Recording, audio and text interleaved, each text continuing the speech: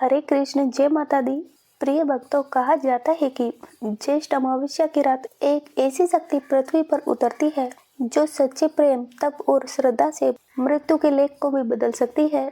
एक ऐसी स्त्री हुई जिसने अपने पति के प्राण यमराज से वापस ले लिए। एक ऐसा व्रत जिसे करने से अखंड सौभाग्य, पति की लंबी आयु और घर में सुख समृद्धि का आशीर्वाद मिलता है।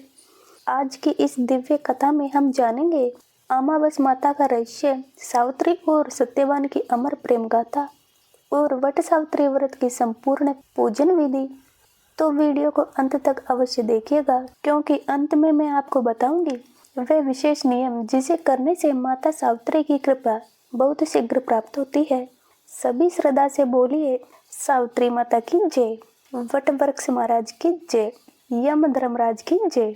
हर साल ज्येष्ठ मास की अमावस्या को महिलाएं निर्जल व्रत रखकर वट वृक्ष की पूजा करती है और देवी सावित्री के उसी तप और बलिदान को स्मरण करती है जिनके संकल्प ने यमराज जैसे मृत्यु के देवता को भी झुका दिया। ये केवल एक कथा नहीं, बल्कि एक संकल्प है कि प्रेम जब धर्म में बदलता है तो भाग्य भी उसकी राह बदल देता है। आज की कथा प्रारंभ करने से पहले आप सभी को वट सावित्री व्रत की ढेर सारी शुभकामनाएं। आइए कथा के शुभारंभ से पहले हम सभी देवी देवताओं का आह्वान करें। सबसे पहले हम विघ्नहर्ता गौरी पुत्र गणेश जी का आह्वान करेंगे। हे गौरी पुत्र, हे विनायक मंगलकर्ता, प्रथम पूज्य श्री गणेश जी, आपके बिना कोई भी कार्य शुभ नहीं होता। इसीलिए इस पावन कथा के आरंभ में हम सभी आपको सादर आमंत्रित करते हैं। आप हमारे मन, वाणी और श्रवण को पवित्र करें। हे त्रिदेव ब्रह्मा जी, जो सृष्टि के रचयिता है, भगवान श्री विष्णु जो पालनहार है, और महेश्वर शिव जो संहार करता है, आप तीनों कृपया कर इस व्रत कथा में पधारे और हमें धर्म, सत्य और शक्ति का ज्ञान दे। हे माँ सावित्री, आपके धैर्य, तप और पति परायणता ने स्त्री के त्याग और शक्ति की परिभाषा बदल दी है। आज हम आपकी कथा को सुनने जा रहे हैं। हमें आपकी ही तरह श्रद्धा, शक्ति और साहस दे। हे देव सत्यवान, आपका प्रेम और विश्वास ही माता सावित्री का बल बना। आप हमारे जीवन में सत्य और समर्पण का मार्ग प्रशस्त करें। और हे यमराज जी, आप धर्म के दूत हैं, पर हम आपसे क्रमबद्ध प्रार्थना करते हैं, किसी भी सुहागिन का सुहाग न टूटे, किसी घर में अकाल मृत्यु न हो, हर स्त्री का जीवन सुखमय हो, उसका परिवार दीर्घायु और स्वस्थ रहे। आइए प्रिय श्रोताओं, इस व्रत को और इसकी शक्ति और महत्व को समझने से पहले हम सुनते हैं अमावस माता की कथा, जिनकी कृपा से ही ये व्रत संपूर्ण होता है। और फिर सुनेंगे वह महान कथा जिसने काल के नियम को भी मोड़ दिया, माता सावित्री और सत्यवान की पावन गाथा। एक ऐसी स्त्री की कथा जिसने तप, धर्म और प्रेम के बल पर मृत्यु से जीवन जीत लिया। ये केवल कथा नहीं, ये श्रद्धा का सेतु है जो हर सुहागिन को विश्वास और शक्ति से भर देता है। प्राचीन समय की बात है, एक नगर में धर्मपरायण ब्राह्मण कुल में जन्मी एक स्त्री अपने पति के साथ सुखपूर्वक जीवन व्यतीत कर रही थी, परंतु उसकी एक आदत बहुत कष्टकारी थी। वह हर अमावस्या तिथि पर नहा धोकर भोजन बनाकर पहले खा लेती, बाद में पूजा पाठ किया करती। धीरे धीरे समय बीतता गया। अमावस माता इस व्यवहार से अप्रसन्न थी। एक दिन जब उस स्त्री ने पहले भोजन कर लिया और बाद में पूजा की, तब उसके घर की लक्ष्मी धीरे धीरे लुप्त होने लगी। संतानें बीमार रहने लगी, उसकी धन, सुख, समृद्धि सब कुछ धीरे धीरे नष्ट होने लगा और एक के बाद एक अशुभ घटनाएं उसके घर में घटने लगी। वह स्त्री समझ नहीं पाई कि ऐसा क्यों हो रहा है। फिर एक दिन अमावस माता ने स्वप्न में उसे दर्शन दिए। माता ने कहा, हे देवी, तुम हर अमावस्या को पहले भोजन कर लेती हो और बाद में मेरी पूजा करती हो। क्या कोई भी अतिथि के आने पर उसे छोड़कर पहले भोजन कर लेता है?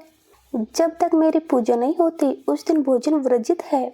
मेरे नियमों का उल्लंघन करने से ही तुम्हारे जीवन में कष्ट आए हैं, और अगर अब तुम प्रायश्चित कर हर अमावस्या को व्रत पूर्वक मेरी पूजा करोगी तो पुनः सब कुछ प्राप्त कर सकोगी। उस स्त्री ने प्रातःकाल जागते ही प्रायश्चित किया, पवित्र भावना से व्रत रखा, दिन भर उपवास किया और संध्या को दीप जलाकर अमावस माता की पूजा की। धीरे धीरे उसके घर में फिर से सुख, शांति और समृद्धि लौट आई। तभी से ये परंपरा बनी कि अमावस्या के दिन श्रद्धा, नियम और संयम से अमावस्या माता की पूजा की जाए, व्रत रखा जाए और विशेष रूप से वट सावित्री जैसे व्रतों में, क्योंकि ये व्रत अमावस्या को ही रखा जाता है। जो भी स्त्री इस दिन नियम पूर्वक अमावस्या माता की कथा सुनती है उसे समस्त पुण्य फल प्राप्त होते हैं, उसके पापों का नाश होता है और वह व्रत भी संपूर्ण रूप से सफल हो जाता है। सभी प्रेम से बोलिए अमावस्या माता की जय। अब जब हमने अमावस्या माता की कथा सुनी तो आइए अब सुनते हैं वह परम गाथा जो व्रत की आत्मा है, सत्यवान और सावित्री की महाकथा। सावित्री और सत्यवान की कथा सबसे पहले महाभारत के वन पर्व में मिलती है, जब युधिष्ठिर महाराज ने मार्कंडेय ऋषि से पूछा था कि हे ऋषिवर, क्या कोई और भी ऐसी स्त्री थी जिसने द्रौपदी जितना कठिन व्रत किया था।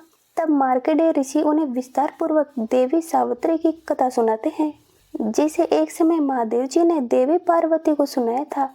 कथा के अनुसार मद्र देश के राजा अशुपति ने पत्नी सहित संतान के लिए सावित्री देवी का विधि पूर्वक व्रत और पूजन करके पुत्री होने का वर प्राप्त किया। सर्वगुण संपन्न देवी सावित्री ने पुत्री के रूप में अशुपति के घर कन्या के रूप में जन्म लिया। कन्या के युवा होने पर अशुपति ने अपने मंत्री के साथ सावित्री को अपना पति चुनने के लिए भेज दिया। सावित्री अपने मन के अनुकूल वर का चयन करके जब वापस लौटी तो उसी दिन देवर्षि नारद उनके यहाँ पधारे। नारद जी के पूछने पर सावित्री ने कहा, महाराज दुमंत सेन के पुत्र सत्यवान की कीर्ति सुनकर मैंने उन्हें पति रूप में वरण कर लिया है। नारद जी ने सत्यवान और सावित्री के ग्रहों की गणना करके अशुपति को बधाई दी और सत्यवान के गुणों की खूब प्रशंसा की। साथ ही ये भी बताया कि सावित्री के 12 वर्ष की आयु होने पर सत्यवान की मृत्यु हो जाएगी। नारद जी की बात सुनकर राजा अशुपति का चेहरा मुरझा गया। उन्हें ये बात जानकर बड़ा दुख पहुंचा। तब उन्होंने अपनी पुत्री सावित्री से किया किसी अन्य को अपना पति चुनने की सलाह दी, किंतु सावित्री ने उत्तर दिया कि पिताजी, आर्य कन्या होने के नाते जब मैं सत्यवान का वर्ण कर चुकी हूँ, अब वह चाहे अल्पायु हो या दीर्घायु, मैं किसी अन्य को अपने हृदय में स्थान नहीं दे सकती। देवी सावित्री ने नारद जी से सत्यवान की मृत्यु का समय ज्ञात कर लिया। कुछ समय के बाद सत्यवान और सावित्री का विवाह हो गया। अब सावित्री अपने सास ससुर और पति के साथ जंगल में रहने लगी। नारद जी द्वारा बताए हुए दिन से 3 दिन पहले से ही सावित्री ने उपवास शुरू कर दिया। नारद जी द्वारा निश्चित तिथि को जब सत्यवान लकड़ी काटने के लिए वन को चले तो सास ससुर से आज्ञा लेकर सावित्री भी सत्यवान के साथ साथ चल पड़ी। सत्यवान वन में पहुंचकर लकड़ी काटने के लिए वृक्ष पर चढ़े। वृक्ष पर चढ़ने के बाद उनके सिर में भयंकर पीड़ा होने लगी। सत्यवान पेड़ से किसी तरह नीचे उतरे। सावित्री ने उन्हें वट के पेड़ के नीचे लेटाकर उनका सिर अपनी गोद में रख लिया। सावित्री समझ गई थी कि अब उनके पति की मृत्यु का समय नजदीक आ पहुंचा है, किंतु वह बिल्कुल भी विचलित नहीं हुई। देखते ही देखते यमराज जी ने ब्रह्मा जी के विधान की रूपरेखा को सावित्री के सामने स्पष्ट किया और सत्यवान के प्राणों को लेकर चल पड़े। कहीं कहीं पर कुछ कथाओं में ऐसा भी उल्लेख मिलता है कि वट वृक्ष के नीचे लेटे हुए सत्यवान को सांप ने डस लिया था। सावित्री सत्यवान को वट वृक्ष के ही नीचे लेटाकर यमराज के पीछे पीछे चल पड़ी। पीछे आती हुई सावित्री को यमराज ने वापस लौट जाने का आदेश दिया, किंतु देवी सावित्री ने विनम्रता पूर्वक कहा कि महाराज, जहाँ पति जाते हैं वहीं पर पत्नी को भी जाना चाहिए, यही पत्नी धर्म है और यही मर्यादा। ऐसा कहकर सावित्री यमराज के पीछे पीछे चलने लगी। सावित्री की धर्म निष्ठा से प्रसन्न होकर यमराज बोले कि पति के प्राणों के अलावा कुछ भी मांग लो। सावित्री ने यमराज से अपने सास ससुर की आंखों की ज्योति और दीर्घायु मांगी। यमराज तथास्तु कहकर आगे बढ़ गए। सावित्री फिर भी यमराज जी का पीछा करती रही, उनके पीछे पीछे चलती रही। यमराज ने अपने पीछे आते सावित्री से फिर वापस लौट जाने का आग्रह किया तो सावित्री बोली कि प्रभु, पति के बिना नारी के जीवन की कोई सार्थकता नहीं होती। यमराज जी ने अब की बार भी सावित्री के पतिव्रत धर्म से खुश होकर फिर से वरदान मांगने को कहा। इस बार उन्होंने अपने ससुर का खोया हुआ राज्य वापस दिलाने की प्रार्थना की। तब तथास्तु कहकर यमराज जी आगे चल पड़े। सावित्री अब भी यमराज जी के पीछे चलती रही। इस बार सावित्री ने यमराज जी से 100 पुत्रों की मां बनने का वरदान मांगा। पहले की तरह ही तथास्तु कहकर जैसे ही यमराज जी आगे बढ़े, सावित्री हाथ जोड़कर खड़ी हो गई और कहने लगी, प्रभु, अभी अभी आपने मुझे 100 पुत्रों की माँ होने का आशीर्वाद दिया है, किंतु पति के बिना मैं माँ किस प्रकार बन सकती हूँ? अपना ये तीसरा वरदान पूरा कीजिए। तब सावित्री के धर्म निष्ठा, ज्ञान, विवेक और पतिव्रत धर्म की बात जानकर यमराज जी ने सत्यवान के प्राणों को अपने पास से स्वतंत्र कर दिया। सावित्री सत्यवान के प्राणों को लेकर वट वृक्ष के नीचे पहुंच गई, जहां सत्यवान का मृत शरीर रखा हुआ था। सावित्री ने वट वृक्ष की परिक्रमा की तो सत्यवान जीवित हो उठे। तब सावित्री अपने पति सत्यवान के साथ अपने सास ससुर के पास पहुंची तो उन्हें नेत्र ज्योति मिल गई थी। इसके बाद उनका खोया हुआ राज्य भी उन्हें मिल गया।